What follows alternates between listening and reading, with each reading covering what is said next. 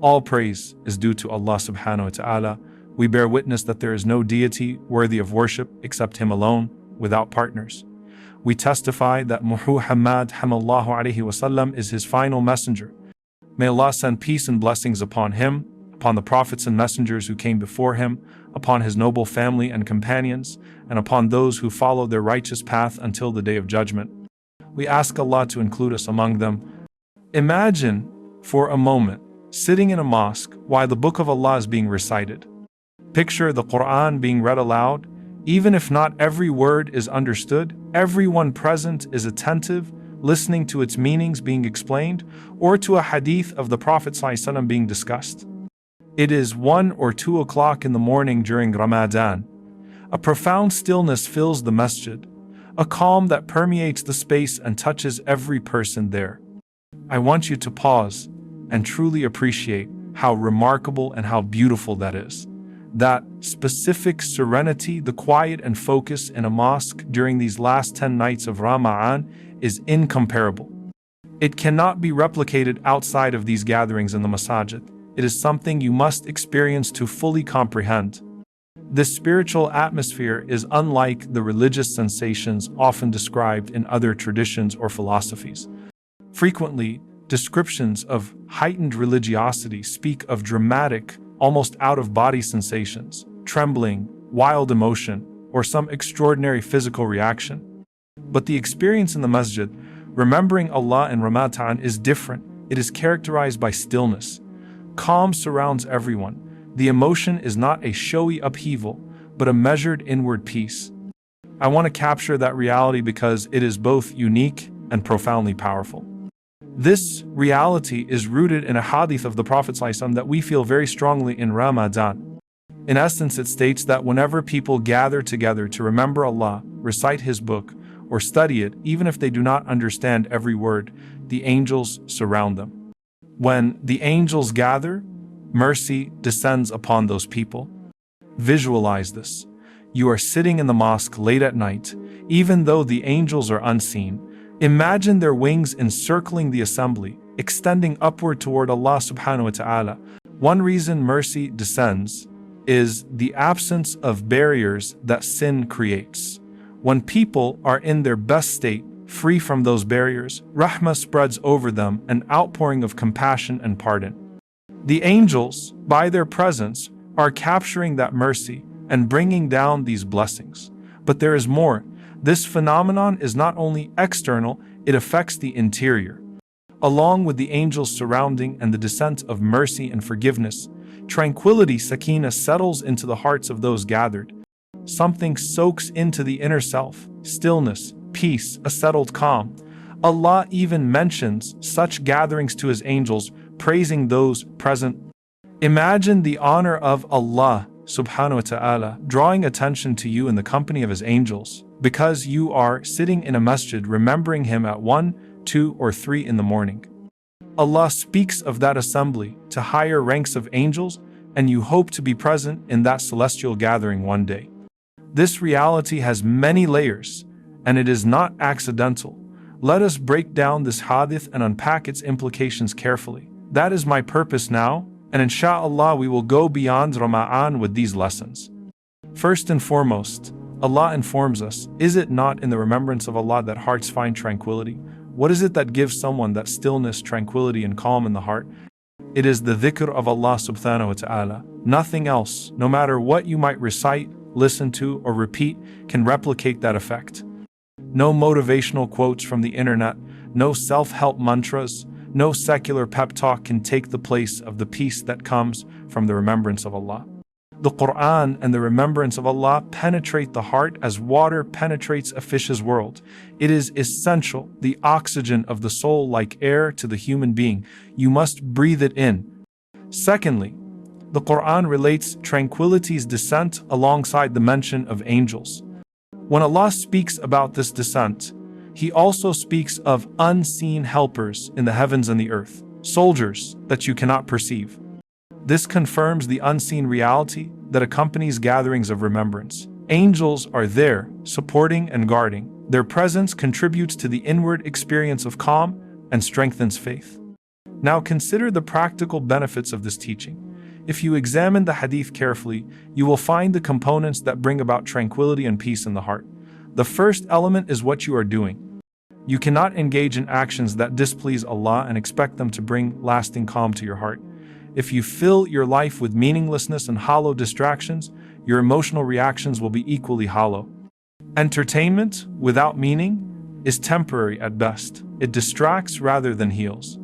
Watching a movie or taking a break to decompress is legitimate when done in what is permissible, but such things only temporarily remove your attention from problems. They rarely replace the real source of peace. Remembrance of Allah, however, pours something into the heart. It nourishes, fills, and stabilizes the soul in a way that fleeting diversions cannot. The second element is who you surround yourself with. The company you keep matters profoundly. Being among people of spiritual disposition, those who remember Allah and embody righteous conduct, affects you inwardly. If your social circle is composed of faithful, mindful companions, your heart will absorb that spiritual state. This explains why many brothers and sisters feel tempted to abandon daily life and stay in the masjid after experiencing the serenity of Ramadan. They notice a distinction. The masjid is a place where their heart feels fulfilled, while some workplaces or social environments feel spiritually barren. That is to be expected. When you spend time with people who cultivate faith, your own Iman naturally increases around them. Scholars have long recognized this reality. When a seeker wants to increase their faith, they often sit with a righteous person because the presence of such a person moves the heart to higher states. Simply being near those who are steadfast in worship brings a calming assurance. At the very least, you know you are not going to be led into wrongdoing, and you will not invite moral corruption or spiritual noise into that gathering. The company of the righteous invites the angels. The company of heedless people invites corruption and, metaphorically, the whispers of the devil. The third factor is what you are seeking. Are you looking for worldly recognition, praise, or status? Or are you seeking the recognition and pleasure of Allah subhanahu wa ta'ala? This intention, your niyyah, shapes the spiritual quality of your actions. When your aim is Allah's acceptance, gatherings of dhikr and Qur'an become fruitful and draw mercy. When your motive is fame or worldly gain, the gathering loses its purity and its power to transform the heart. Another critical point: Allah adds a layer of faith to your existing faith. What does that mean practically? It means that when you engage sincerely in remembrance and righteous company, your Iman is not merely restored to its earlier level, it is increased, layered, strengthened. Compare this to the teaching that a sinful person does not perform a sin while truly a believer. The analogy scholars sometimes use is that Iman is like a garment that can be taken off temporarily. Some people think of their faith as separate parts, as if one can put it on and off at will.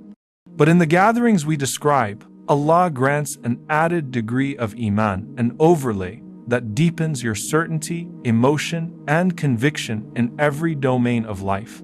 This added layer is intellectual, spiritual, emotional, and mental. It translates into steadiness in actions and responses. So what should one expect to feel in the last 10 nights of Ramadan? What is this peace, this tranquility? It is not necessarily dramatic weeping or sudden convulsions of feeling. Rather, it is calm and composed, a stillness of the heart. It is a settling of the soul that makes you less volatile and more inclined to sustained obedience. After each Ramadan, you should be more of a believer than you were before. That is the realistic goal, incremental spiritual growth.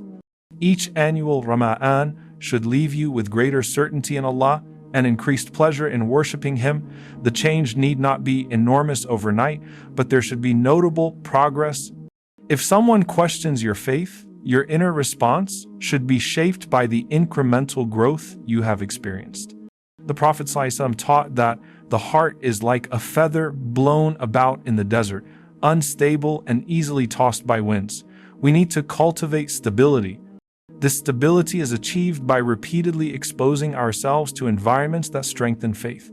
If you only experience Ramadan and then abandon the practices that produce that tranquility for the rest of the year, you will be uprooted by the winds of life.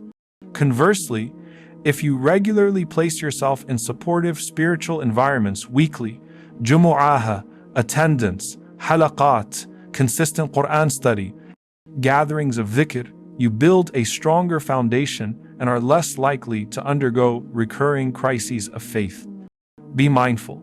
Do not be the person who wears Iman temporarily and takes it off after Ramadan, postponing genuine transformation until the next year.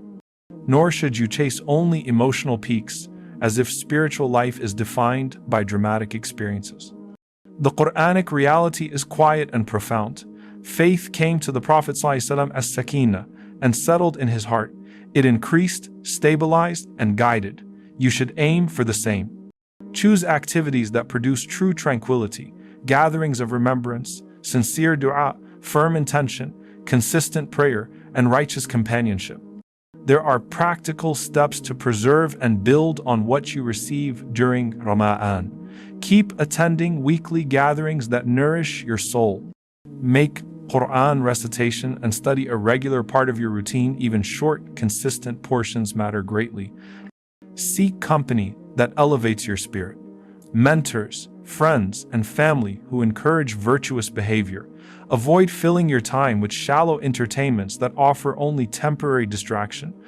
And always check your intentions. Are you seeking Allah's pleasure, or are you seeking praise from people? Purify your motives and aim for the highest company, Allah's recognition and the angels' witness. Finally, ask Allah subhanahu wa ta'ala for sakīnah and mercy.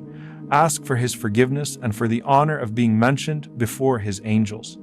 Pray to be among those included in the foremost rows of paradise and to be granted the highest stations.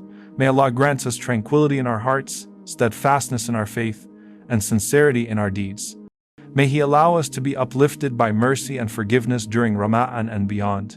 May He make us among those whose gatherings are surrounded by angels and from those who receive increased Iman and lasting peace. Ameen.